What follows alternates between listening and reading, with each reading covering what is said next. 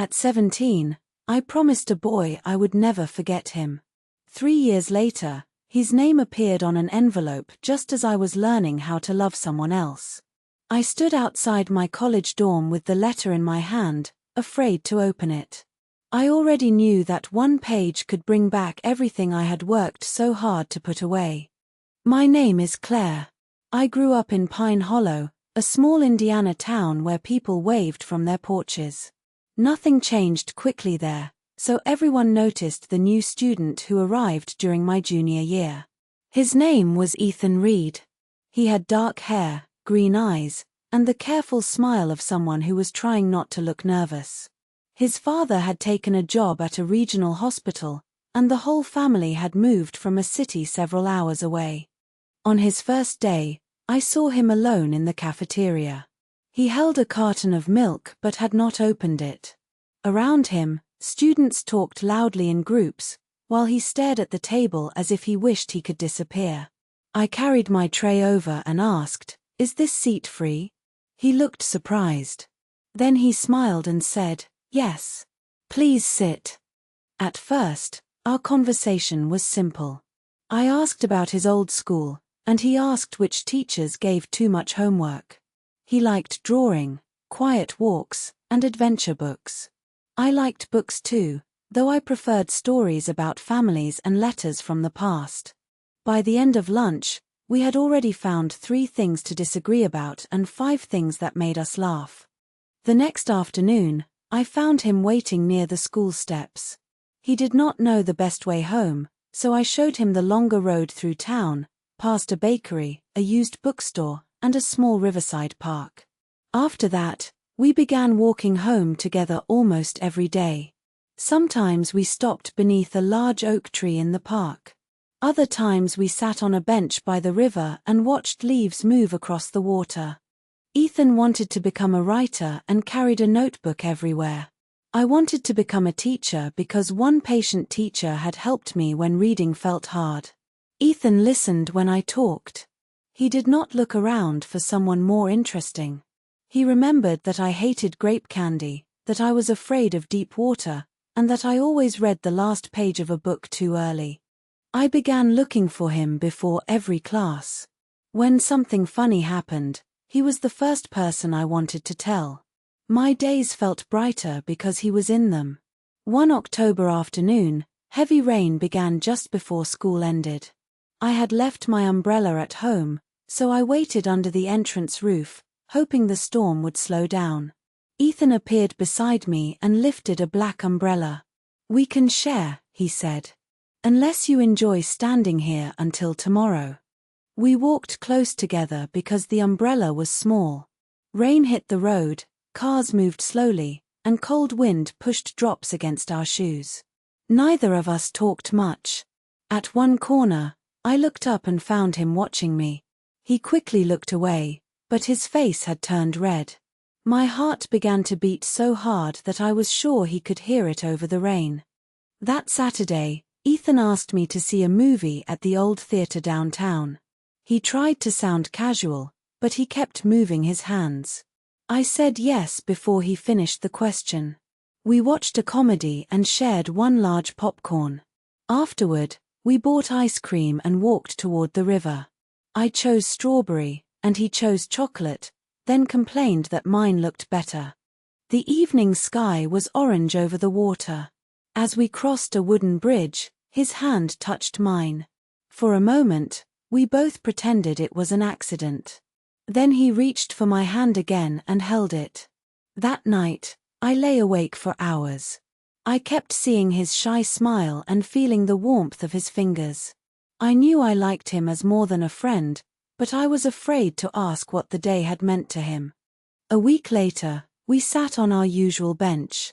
Children were throwing small stones into the river, and a dog was barking across the park. Ethan had been unusually quiet. Finally, he said, "Claire, I need to tell you something, and I may make everything strange." I turned toward him. "Tell me." He took a breath. "I like you. Not only as a friend. I think about you all the time." My face became warm, but I could not stop smiling. Then we have the same problem, I said. Because I think about you too. He laughed with relief. That was the beginning of us. We met under the oak tree before school, studied at the library, and walked home together. My mother liked Ethan because he was polite and always carried the dinner plates to the kitchen. His mother welcomed me too. She said Ethan had been lonely since the move and was glad he had found me. For my 17th birthday, Ethan gave me a thin silver bracelet with tiny leaves around it. It made me think of the park, he said. And the day you sat with me when nobody else did. I wore it every day. We made a scrapbook together. We saved our first movie ticket, a fair wristband, and a dried flower from a picnic. Ethan drew in the corners while I wrote dates and short notes.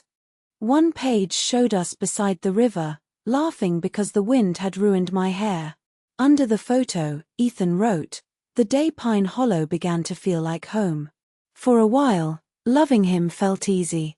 When I worried about exams, he calmed me. When he doubted his writing, I reminded him that his words made ordinary things feel important. Still, we were not perfect. One Friday, I cancelled our movie plan because my grandparents arrived unexpectedly for dinner. I told Ethan only an hour before we were supposed to meet. He became quiet, then angry. "You always think I will just wait," he said. "You could have told me earlier." His words hurt because part of them was true. But I was embarrassed, so I answered, "It is one movie. Why are you acting like I did something terrible?" We said things we did not mean. I went home and cried in my room, certain I had damaged something good. The next morning, Ethan came to my house. He stood on the porch holding 2 hot chocolates and looked as tired as I felt. "I was disappointed," he said. "But I should not have spoken to you like that. I should have respected your time," I replied. "I am sorry too." We sat on the porch steps and talked until the drinks became cold. We learned that love did not mean avoiding hurt. It meant being honest before the hurt grew larger. The following summer felt golden. We rode our bicycles to a lake, read under trees, and talked about our future. Ethan wanted to write a novel. I wanted a classroom where children felt safe asking questions. At the county fair, he won a blue teddy bear after missing the game 6 times. We ate too much cotton candy and rode the Ferris wheel after dark. When the fireworks began, I turned toward him and found him already watching me. "I wish this night could stay," he said. "So do I answered. A few weeks later, he gave me a heart-shaped keychain with a tiny picture of us inside. "So you can keep me with you," he said. I laughed and told him he was too dramatic. But I held the keychain against my chest after he left. By autumn, we had been together for almost a year. School became harder, and college plans began to feel real. We studied together, argued about essays, and promised that wherever we went, we would find a way to stay close. Then, one cold afternoon, Ethan asked me to meet him by the river. His hands were deep in his coat pockets, and he would not look at me. "My father got another job," he said. "It is in Michigan. We are moving at the end of the month." For a few seconds, I heard only the river behind us. I asked, "How far?" "Almost 5 hours." My stomach tightened. 5 hours sounded like another country to a girl who had rarely left Indiana. "I told them I do not want to go," he said. "But I cannot stay here alone." I wanted to be angry at him, his father, the hospital, and every road leading out of town. Instead, I whispered, "What happens to us?" Ethan took my hands. "We write. We call. I will visit. We do not have to lose each other." I wanted to believe him, so I said I did. During his last weeks in Pine Hollow, we returned to every place that belonged to us. We sat in the bookstore, shared ice cream near the bridge, and walked through the cold park. Sometimes we laughed as if nothing was changing. Sometimes one of us suddenly became quiet because we remembered that the days were running out. On his final evening, I gave him our favorite photo from the fair. On the back, I wrote, "Distance can change the road, but not what you mean to me." The next morning, moving boxes filled his front yard. His parents carried bags to the car while Ethan and I stood beside the mailbox, holding each other. "Promise you will not forget me," I said. "I could not forget you," he replied. "You were the first person who made this place feel like mine." When the car pulled away, he kept looking through the back window. I waved until it turned the corner. Then I closed my hand around the keychain so tightly that its edge left a mark in my skin. At first, Ethan kept every promise. A letter arrived each week. He wrote about his school, the larger city, and his family's apartment. He drew funny pictures in the margins and asked about everyone back home. I wrote back about school, my family, and how empty the river bench felt without him. We spoke on the phone whenever our schedules allowed. Even a 10-minute call could change my whole day. I kept his letters in the scrapbook and wore the silver bracelet as if it were a promise around my wrist. But distance changes people slowly. At first, the changes are too small to fear. 1 week, his letter came late. Then 2 weeks passed with nothing. Our phone calls became shorter because he had homework, family plans, or new friends waiting. I tried to be understanding. I told myself that a strong girlfriend did not complain. Still, every time the mailbox was empty, I felt foolish for hoping. Ethan planned to visit during winter break, but a snowstorm closed several roads. We both cried on the phone, though neither of us wanted the other to hear. After that, something between us felt more fragile. I studied later, spent time with friends, joined the book club, and helped my younger cousin read. During the day, I could almost feel normal. At night, I opened the scrapbook and returned to a life that seemed close enough to touch. In early spring, Ethan called me on a Sunday evening. His voice was quiet and careful. I knew before he said the words. "Claire, I still care about you," he began. "But I feel like we are trying to protect something that is already changing." I pressed the phone against my ear and stared at the bracelet on my wrist. He continued, "I do not want us to become angry or dishonest. You were my first love. You will always matter to me." I wanted to beg him to try harder. I wanted to promise that I would wait forever. But I could hear the distance in his voice, and I knew love could not survive on promises alone. "I will always love the person you were here," I said. "But maybe we have to let each other grow." After the call ended, I sat on my bedroom floor and cried until my mother came in. She did not tell me I was too young to understand love. She simply sat beside me and held my hand. The next weeks were heavy. The theater, bridge, park, and cafeteria all carried memories I had not asked to see. I stopped wearing the bracelet, but I could not throw it away. I placed it in the scrapbook with the keychain and all his letters. Then I closed the book and put it in a box under my bed. Healing did not happen in one brave moment. It happened in small choices. I went outside when I wanted to hide. I laughed with friends and helped my cousin finish his first chapter book. I still wanted to become a teacher. One afternoon, I returned to the river alone. I sat on our bench and listened to the water. At first, the silence hurt. Then I understood that the park had existed before Ethan, and it would still be there after him.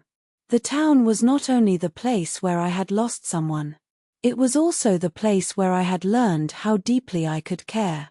By the next spring, I had been accepted at a small college 2 hours from home. Leaving Pine Hollow frightened me, but it also felt like opening a door. I moved into a dorm and joined a group for future teachers. That was where I met Daniel. He sat beside me outside the library one afternoon and asked if the seat was free. The question made me remember another lonely student in another place, but Daniel was nothing like Ethan. He had brown hair, warm eyes, and a habit of saying exactly what he thought. He studied nursing because he wanted frightened patients to feel less alone. We became friends first. We studied together, ate cheap noodles after class, and walked across campus at night. Daniel never tried to impress me. He was kind in quiet ways. He saved me a seat, brought tea when I was sick, and remembered my important exams. When I realized I was falling for him, fear arrived with the feeling.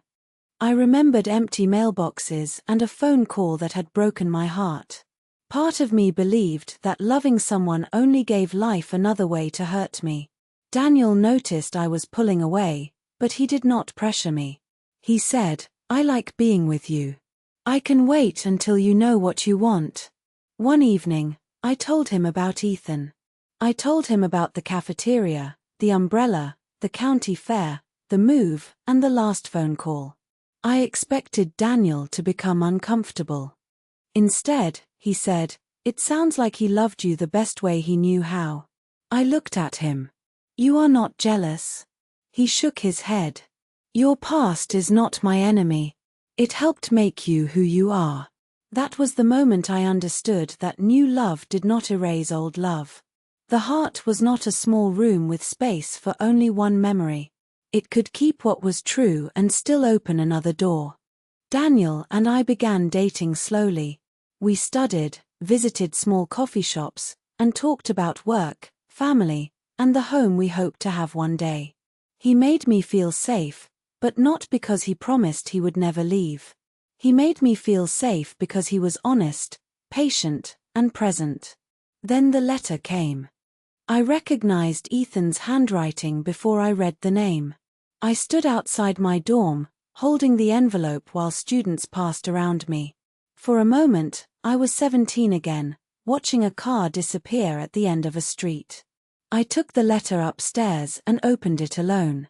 Ethan wrote that he had started college and was still writing stories. He had wanted to contact me, but he did not want to disturb my life. He thanked me for sitting beside him when he was new and afraid. He thanked me for the walks, the letters, and the year when Pine Hollow became a home instead of only a place. At the end, he wrote, "You were my first love, Claire. I do not wish to change the past. I only want you to know that I remember it with kindness." Tears filled my eyes, but the pain was different now. It did not pull me backward.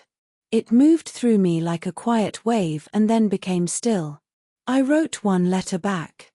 I told Ethan I was studying to become a teacher.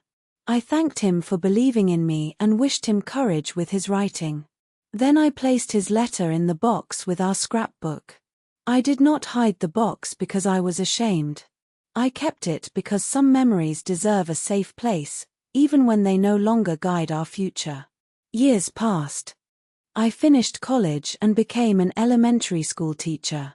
My classroom had bright walls, shelves of books, and a reading corner.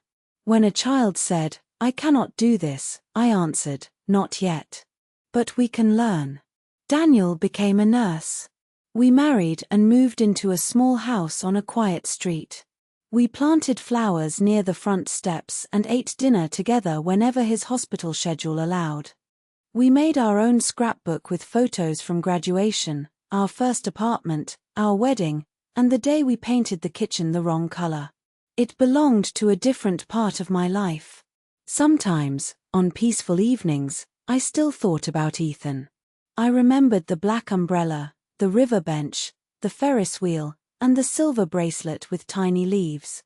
I did not wonder whether we should have stayed together. We had loved each other honestly, and then life had carried us in different directions. Our ending did not make the love false. First love is often remembered because it arrives before we know how much a heart can hold.